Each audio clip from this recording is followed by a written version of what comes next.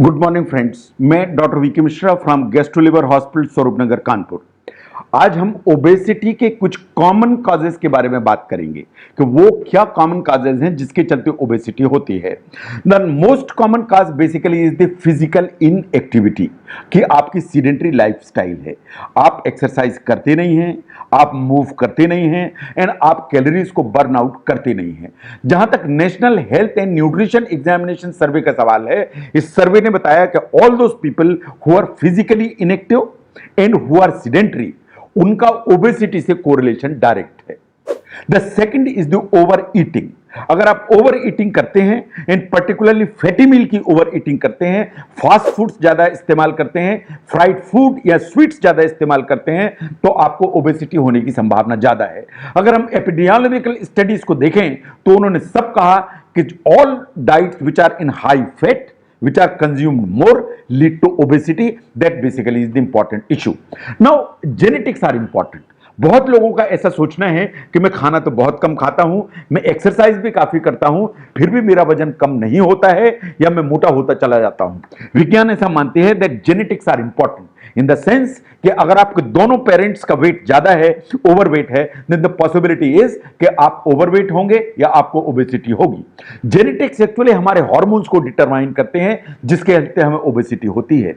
विज्ञान ऐसा मानती है कि अगर आपको जेनेटिक ओबेसिटी है तो एक्चुअली आपका जो बॉडी है वो लेप्टिन नाम का हार्मोन कम बनाता है, और लेप्टिन ही वो हार्मोन है जो हमारे पेट के अंदर सेटाइटी की एक फीलिंग लाता है कि मैंने खाना खाया, लेप्टिन बढ़ा, और उसने हमें एक इंफॉर्मेशन दी कि मेरा पेट अब भर गया है। तो जो लेप्टिन अगर आपका डेफिसिट है तो वास्तव में जो सेटाइटी की फीलिंग है ये कम आती है।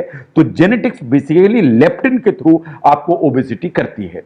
Now next is the simple carbohydrates. अगर हम सिंपल कार्बोहाइड्रेट्स ज्यादा लेते हैं इन द सेंस कि हम शुगर्स लेते हैं, स्वीट्स लेते हैं, जूसेस लेते हैं, सॉफ्ट ड्रिंक्स लेते हैं, ये कुछ ऐसी चीजें हैं एक्चुअली जो हमारी बॉडी के अंदर पहुंचकर हमारे ब्लड शुगर की लेवल को ऊपर करती हैं।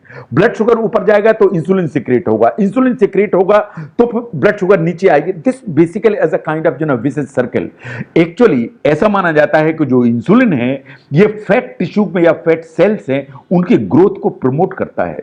तो कोई भी ऐसी चीज जिससे आपका इंसुलिन का लेवल बढ़ रहा है तो वास्तव में आपकी जो फैट सेल्स हैं उनकी ग्रोथ प्रमोट होती है एंड आप वेट गेन करते हैं। तो इसलिए सिंपल शुगर्स को बचाने की जरूरत है। Now next is basically frequency of eating.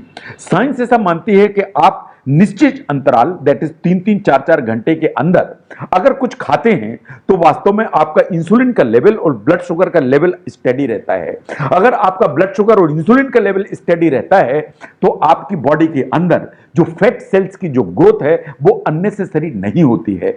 And चूंकि ब्लड शुगर के लेवल स्टेडी है तो अननेसेसरी आप ओवर ईट नहीं करते हैं।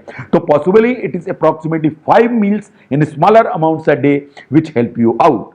नाउ कुछ मेडिकेशंस ऐसी होती हैं जो आपके वेट को बढ़ाती हैं, उनको ध्यान से देखने की जरूरत है। अगर आपको डिप्रेशन की बीमारी है, आप एंटी डिप्रेसेंट लेते हैं तो उससे वेट बढ़ेगा।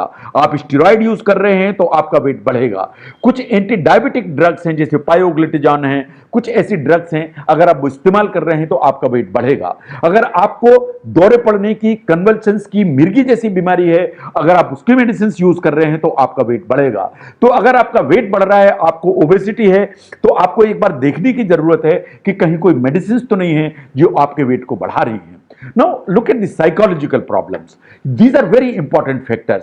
विज्ञान ऐसा मानती है कि अगर आपको कुछ साइकोलॉजिकल प्रॉब्लम्स हैं like boredom, sadness, stress and anger, विज्ञान ऐसा मानती है कि बहुत लोग हैं जो इन सब इमोशनल डिस्टर्बेंसेस में हमेशा ओवर ईटिंग की कोशिश करते हैं। जो ओवर ईटिंग है या ईटिंग जो बिहेवियर है वो हमारे इमोशन से जुड़ा हुआ है। साइंस ने ऐसा माना कि ओबेसिटी क्लिनिक में 30% जो पेशेंट्स हैं उन्होंने ऐसा कहा कि उन्हें वास्तव में बिंज ईटिंग डिसऑर्डर की प्रॉब्लम है। जब भी उनके इमोशंस गड़बड़ होते हैं, गुस्सा होती है, उदासी होती है, बोर्डम होती है, तो वो ओवर ईट करने लगते हैं या बिंज ईटिंग करने लगते हैं। तो जो इमोशंस हैं वो वास्तव में बिंज ईटिंग कराते हैं या आपको ओवर ईट कराते हैं। तो एक स्टेबल जो इमोशनल प्रोफाइल है वो आपको वेट को मेंटेन करने में मदद करती है, which is possibly very important. Now इन सब के बावजूद there are certain diseases also जो आपको ओवरवेट करती हैं, जिनके लिए आपको देखने की जरूरत है। Number 1 is the hypothyroidism. अगर आपकी थायराइड कम काम कर रही है तो आपको मोटापा आएगा। अगर आपको इंसुलिन रेजिस्टेंस है, मेटाबॉलिक सिंड्रोम है, डायबिटीज डेवलप हो रही है तो आपको मोटापा आएगा। अगर आप महिला हैं और आपको पीसीओडी है, that is polycystic ovarian disease, तो आपको मोटापा आएगा। अगर आपको एड्रिनल प्रॉब्लम है, आपको कुशिंग सिंड्रोम है, तो आपको मोटापा आएगा। और आपको मोटापा है तो ये सब चीजें और कंपाउंड होते चली जाएंगी। तो अगर वेट बढ़ रहा है तो आपको अपने डॉक्टर से कंसल्ट करने की जरूरत है, इन्वेस्टिगेट कराने की जरूरत है कि कहीं इस तरह की कोई प्रॉब्लम नहीं है। Now the social issues are equally important in the sense कि आपका सोशल मिलियो स्ट्रक्चर कैसा है। वो social issue will determine actually कि how will behave as far as the eating is concerned. अगर आपका सोशल स्ट्रक्चर ऐसा है कि आप सेफ फूड नहीं खरीदते, junk food and junk food खाने की आदत है, तो आपको मोटापा बढ़ेगा। अगर आपके सोशल इश्यूज ऐसे हैं कि आप ऐसी कम्युनिटी में रहते हैं जहां आपको एक्सरसाइज, पार्क, वो सब नहीं है, तो आपकी जो एक फिजिकल एक्सरसाइज है वो हमेशा कम होगी। अगर फिजिकल एक्सरसाइज कम होगी तो आपको ओबेसिटी होने की संभावना है। तो these are basically the common reasons जिसके चलते आपको ओबेसिटी होने की संभावना बढ़ती है। तो अगर आपको ओबेसिटी है तो इन सभी फैक्टर्स पर आपको एक बात ध्यान देने की जरूरत है कि कहीं इनमें से कोई फैक्टर ऐसा तो नहीं है जो आपको ओबेसिटी लेके चल रहा है, इन प्रॉब्लम क्रिएट कर रहा है। इसके अलावा एथनिसिटी इज इंपॉर्टेंट। ये डिपेंड करता है कि आपकी एथनिसिटी क्या है। अगर हम देखें तो जैसे अमेरिकन पॉपुलेशन है तो उसमें अफ्रीकन अमेरिकन जो वुमेन है वो बहुत तेजी से वेट गेन करती हैं। तो एथनिसिटी वेट गेन में इंपॉर्टेंट इशू है। देन ये भी इंपॉर्टेंट है कि आपका बचपन में वेट कैसा था। अगर आप as child you were obese, then possibility is कि आप एज एडल्ट ओबेस रहेंगे। तो जो चाइल्ड ओबेसिटी है 90% टाइम्स एडल्ट ओबेसिटी में कल्मिनेट हो जाती है। तो इसलिए आपको ध्यान देने की जरूरत है बच्चों के न्यूट्रिशन, बच्चों की एक्सरसाइज, बच्चों की डाइट। क्योंकि अगर उन्हें ओबेसिटी है तो पॉसिबिलिटी इज कि जब वो बड़े होंगे, वो एडल्ट होंगे, तो उन्हें ओबेसिटी होने की संभावना बढ़ जाएगी।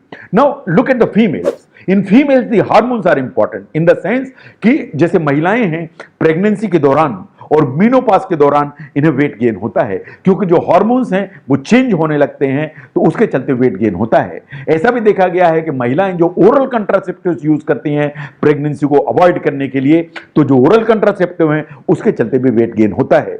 तो जो बहुत सारे फीमेल हार्मोन्स हैं वो वास्तव में वेट गेन के लिए बहुत इंपॉर्टेंट मुद्दा है।